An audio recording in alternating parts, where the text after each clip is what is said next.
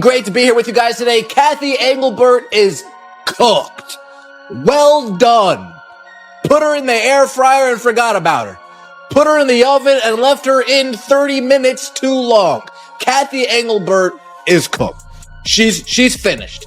If there is a league for 2026, Kathy Engelbert's not going to be in charge of that. A shocking controversy is reportedly emerging as officials face serious allegations of taking bribes ahead of the Indiana Fever versus Las Vegas Aces showdown. Reports claim the situation has attracted attention and may now be under investigation. The accusations have sparked outrage among fans, while players and supporters are demanding answers and greater accountability. If these claims are confirmed, the fallout could become a major scandal and potentially harm the WNBA's credibility and public image.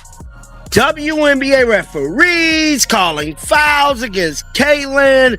She didn't even touch Chelsea Gray. She deserves a damn Oscar. We got Candace Parker sneak dissing Caitlin during the game. No home runs. That's a home run. At this point, I believe the entire league is against Caitlin Clark. The final whistle sounds, and the basketball world is left stunned. A questionable foul, a call many fans viewed as invisible, changes everything.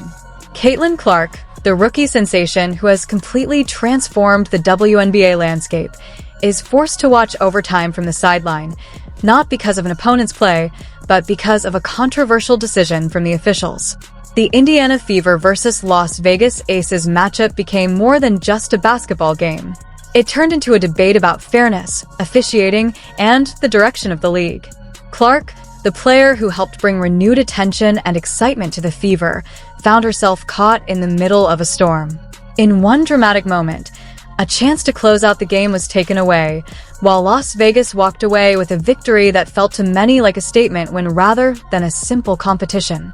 The conversation quickly shifted from Clark's incredible rookie season to questions about whether something bigger was happening.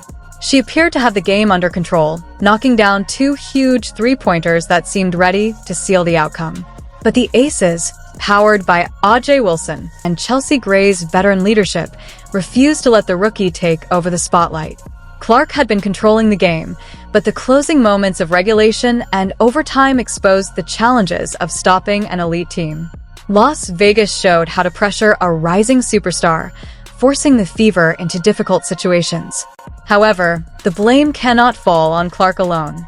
Head coach Stephanie White and the entire Fever organization must also take responsibility. This was not simply a case of Caitlin Clark coming up short. It was a moment where Indiana struggled against a championship-caliber opponent. Outrage Wilson, the reigning MVP, was not just defending. She was making a statement.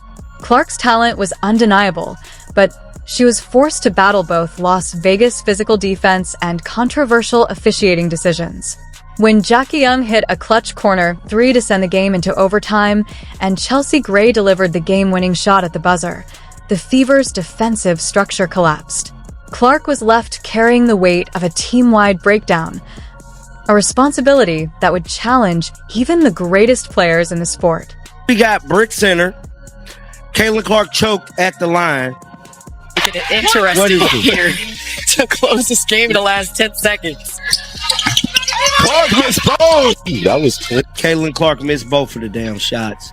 I'm starting to think it's a conspiracy. I ain't lying. This has to be... Guys, look at how Caitlin Clark was playing. Look at how Caitlin Clark was playing, bro. Where is that? Where is that? The breakdown starts with the missed opportunity. Caitlin Clark missed when it mattered most. The criticism may sound brutal, but the moment was impossible to ignore. With the game hanging in the balance, the same player known for delivering countless clutch moments in college basketball history couldn't convert two crucial free throws.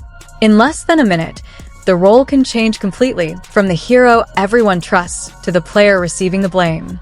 The aftermath showed a Fever team struggling mentally, and Clark's reaction revealed the frustration of someone carrying the enormous expectations placed on her shoulders. Her final numbers painted a difficult picture: 20 points on 7 of 20 shooting, just 2 of 10 from three-point range, and 8 turnovers. It was a night where the Aces' defensive pressure forced Clark into uncomfortable situations. Meanwhile, Outrage Wilson delivered a dominant performance, scoring 26 points with efficiency and control. While Clark battled for every possession, Wilson consistently found ways to take over. The bigger concern for Indiana is what this game reveals about the team's future.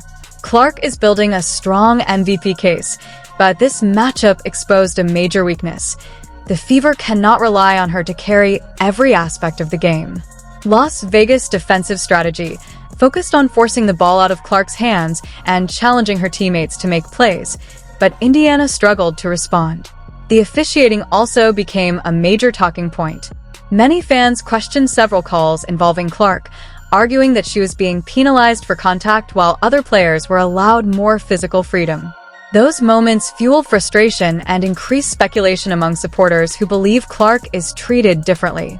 Beyond the controversy, the game highlighted a larger battle between the established stars and the new generation. Outrage Wilson and the Aces showed they are not ready to surrender their dominance, while the Fever are still searching for the consistency needed to compete at the highest level. Indiana's defensive decisions, including questionable switches that placed players like Aaliyah Boston in difficult matchups against Chelsea Gray, allowed Las Vegas to regain momentum. Ultimately, this was not just a loss for the Fever. It was a team-wide breakdown, with Clark left carrying the responsibility for mistakes that extended far beyond her own performance. Her loss for words. I cannot believe Caitlin Clark turned the ball over at the end. Now, she was fouled, but Caitlin got to get rid of the ball, bro. She got to get rid of the ball, bro. I'll be one of the first to admit it, bro. Now, this was Caitlin Clark's first face after missing back-to-back threes. This was Caitlin face, bro. What are we doing, Caitlin? What are we doing here, bro? The look on Caitlin Clark's face told the entire story.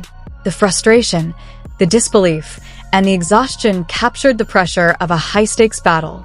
Meanwhile, Outrage Wilson and the Las Vegas Aces celebrated as if they had just secured a championship, and in a symbolic way, they may have delivered a championship-level statement.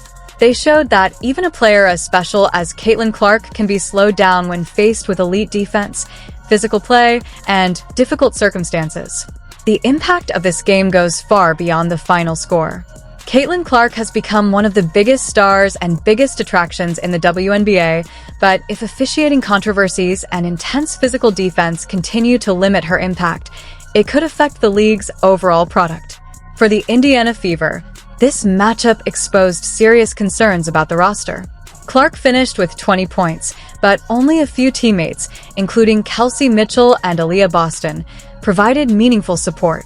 On the other side, Aya Wilson, Jackie Young, and Chelsea Gray showed why Las Vegas remains one of the league's elite teams. The bigger question now is whether Indiana has enough around Clark to truly compete with teams like the Aces. A superstar needs support, but Clark has often looked like she is being asked to carry an impossible burden. The Fever need another reliable star beside her if they want to challenge the league's best. The message from Las Vegas was clear. Caitlin Clark may be the face bringing new attention to the WNBA, but Aya Wilson remains one of the sport's most dominant champions. The Aces proved they can withstand the hype and deliver when the pressure rises. For Clark, this loss represented more than just a defeat. It challenged the idea that she was untouchable. She still possesses generational talent, incredible confidence, and shooting ability that has transformed the way people view women's basketball. But individual greatness cannot overcome every weakness around her, from roster limitations to coaching decisions and defensive struggles. This game felt like a dramatic story with three different forces at play.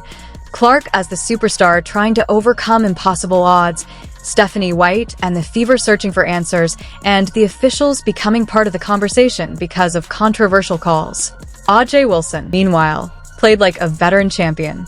While Clark battled double teams, pressure, and expectations from an entire league watching her every move, Wilson stayed focused and delivered with the calm efficiency of an MVP. Jackie Young's clutch three changed the momentum. Chelsea Gray's game-winning shot sealed the result. And Clark, a player who has made countless unbelievable shots throughout her career, was left with the game in her hands at the free throw line, unable to complete the comeback. Now the debate begins. Was this game decided by questionable officiating, or was it simply a case of Caitlin Clark and the Fever failing to finish? Share your thoughts.